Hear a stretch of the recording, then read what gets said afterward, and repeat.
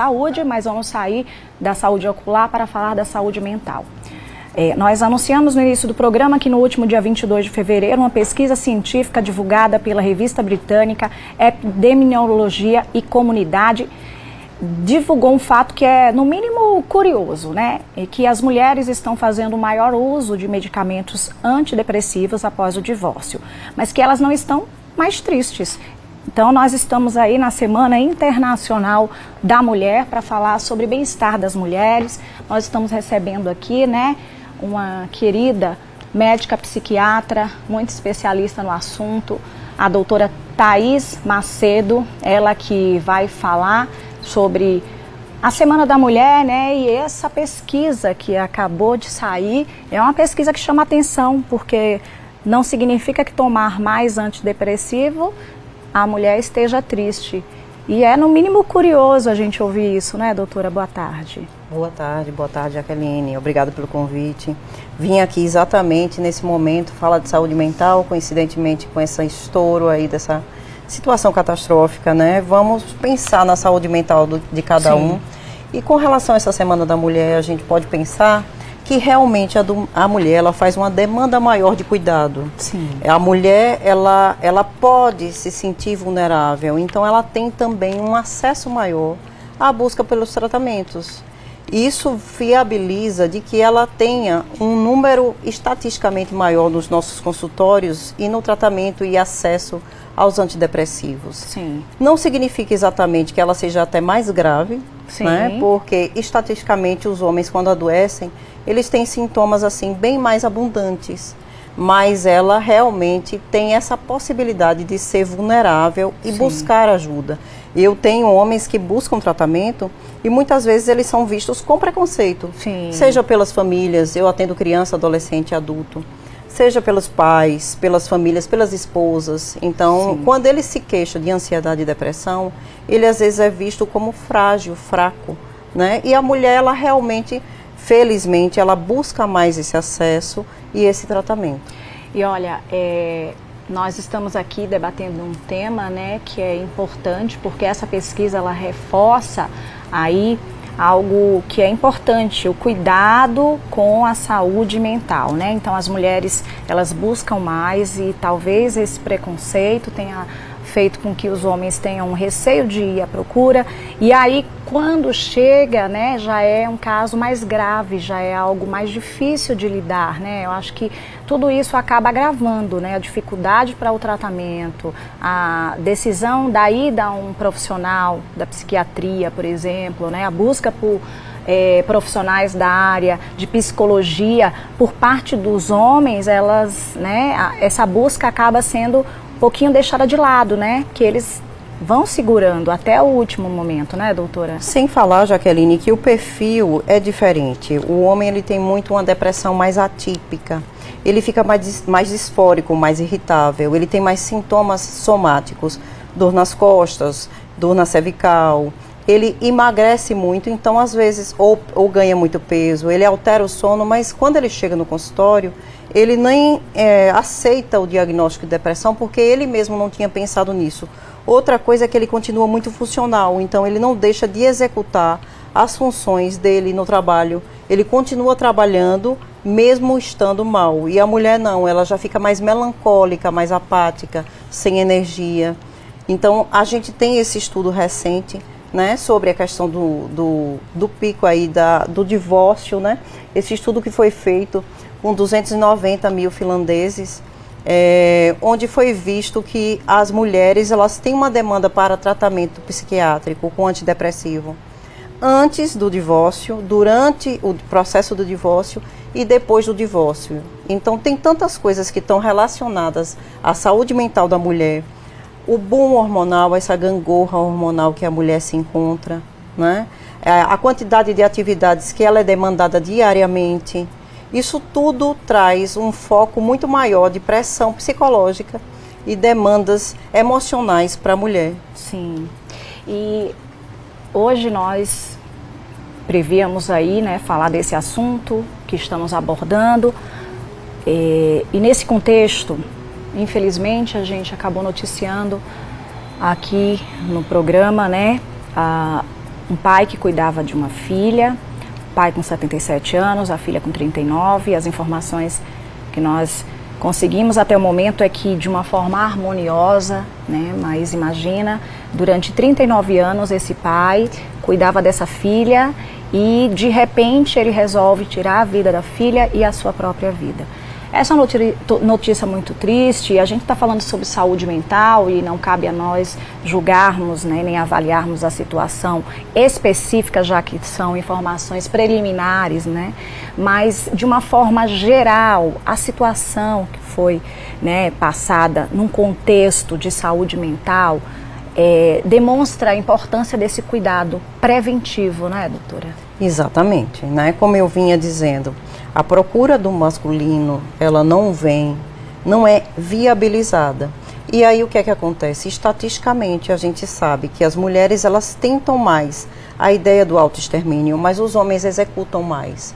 No desespero eles são mais ativos e eles agem mais. Então é visível uma atitude de desespero aí, de uma pessoa que está em situação de vulnerabilidade, com uma filha dependente, né? O que fazer nessa situação? Então, infelizmente, às vezes o acesso ao tratamento é uma coisa para a gente pensar, gente, assim, você que está em casa, se tem uma situação de sofrimento, seja homem, mulher, buscar ajuda é possível. Às vezes a pessoa ela imagina, não tem solução para a minha vida, eu não vou melhorar, isso é um caminho sem fim. É uma perspectiva muito negativista que a pessoa tem quando ela está com um humor depressivo. Ela imagina que não tem saída, que nada vai ajudá-la. E o acesso ao tratamento, seja pelo SUS, você pode procurar um posto de saúde, você pode procurar uma unidade de emergência. É viável, é possível, a gente hoje tem acesso e o preconceito com as medicações diminuiu muito, porque as medicações hoje, elas são medicações de qualidade, não são medicações, você pensa que eu vou ficar dopado, vou dormir demais, eu vou engordar demais. Não, são medicações que realmente facilitam o acesso. Sim. E, doutora, é importante também nessa abordagem, né, eu falei sobre a gente não fazer um pré-julgamento, né, porque aí está o envolvimento de uma família, né, pai, uma filha, mas fica a dor da mãe, da esposa, né, então é importante que nós, enquanto sociedade, possamos pedir oração, né, colocar aí, né, nossas orações para essa família, pedir que Deus possa confortar, mas de qual maneira também, nesse caso, por exemplo, os moradores, né, que conhecem, podem acolher essa família? Então, não só os moradores, é muito importante que a família também não julgue, né, porque é como eu lhe disse, as pessoas pensam que é um ato de fraqueza, de fragilidade, e tem desespero envolvido. Então, assim, acolher toda a família que está envolvida, evitar aquela questão de ficar comentando. Uma das coisas que a gente faz muito no evento traumático é deixar que a pessoa se expresse naturalmente, evitar os questionamentos. Sim. O que aconteceu, como aconteceu, que horas que você viu, o que você percebeu, porque o ser humano é inevitavelmente muito curioso. E a gente não deve estar expondo. Isso a pessoa acaba aumentando que o sofrimento. Não, né? só isso, Jaqueline. Hoje tem estudos que mostram que quanto mais você fomenta aquela ideia, você mais memoriza o trauma. Sim. Então, Olha a aí, gente não coloca a pessoa, por exemplo, você vai chegar sei lá, uma vítima de estupro, ela vai chegar num local para atendimento e ela vai falar com poucas pessoas sobre aquele assunto. Para não ficar revivendo o trauma várias e várias vezes. Entendeu? Perfeito. E nesse caso, né, específico, a gente está falando aí de uma abordagem com a família que está passando pelo sofrimento, mas as pessoas que também visualizaram aquele trauma, né, como é que elas devem reagir? Devem buscar ajuda? É importante, né, porque tem gente que não vai conseguir dormir, por exemplo, né, com aquela imagem, foi na piscina, né, onde todos passam. Então, vai ser um trauma, né, para muitos que vivenciaram isso, né, doutora?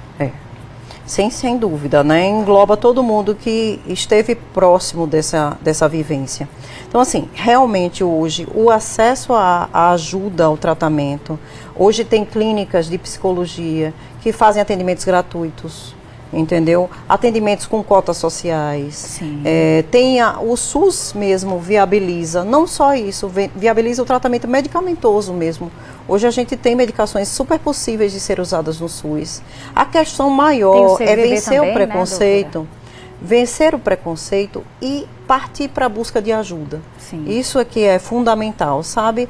Na dúvida, eu vou ver se realmente estou adoecido ou não. Sim. Porque é claro que a gente, como leigo, não tem que saber quais são os critérios diagnósticos para tratar. Sim. Né? Mas trazendo um impacto para a sua vida, uma alteração no seu humor, na sua produção, na sua funcionalidade, é necessário buscar ajuda. E é importante que a gente, né, faça uma autoanálise, porque quando a gente fala de saúde mental, gente, é algo que muitas vezes é imperceptível para nós, né?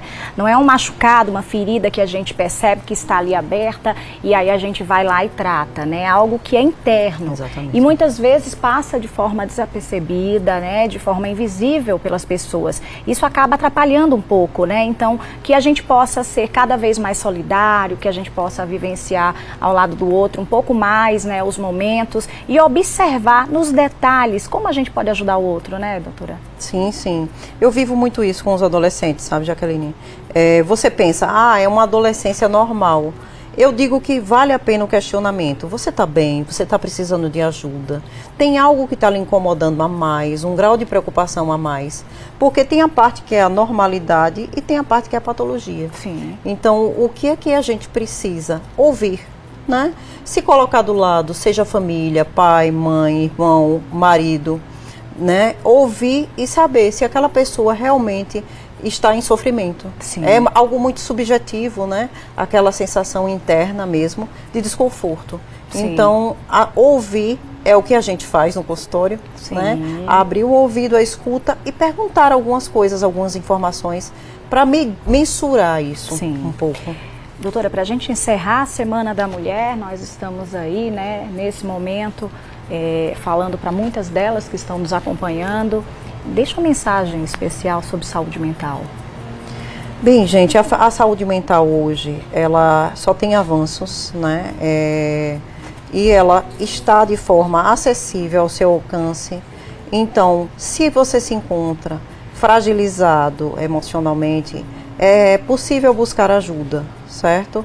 A mulher é ainda muito vulnerável, né? Muito cobrada socialmente. Está passando cada vez por uma nova formulação, né? A mulher deixou de ser mãe para trabalhar, sendo que ela ainda se cobra de ser uma boa mãe e agora trabalhando. Então só aumentam essas demandas e essas funções. Então é muito importante que a gente tente o acesso, seja um psicólogo que pode lhe ouvir, talvez fique até mais fácil de chegar no próprio psiquiatra, né? Mas se cuide, é fundamental, mente sã, corpo são. Atividade física também fundamental, né? É muito importante esse autocuidado. Sem dúvidas. Doutora, quero agradecer a participação da senhora aqui no nosso programa, né? Pelos esclarecimentos e pelas mensagens que foram passadas aqui sobre saúde mental. Desejo uma Semana da Mulher abençoada e que a senhora possa conseguir levar um pouquinho, né, desses esclarecimentos para muitas mulheres, porque nós mulheres precisamos mesmo desse apoio, né? E vamos aproveitar para fortalecer esse laço, mulheres que ajudam mulheres. Ótimo, boa ideia. E é isso, gente. Agora, peço licença, muito importante esse assunto, viu? Você que está acompanhando a nossa programação, a gente começou a semana falando de saúde mental, agora a gente vai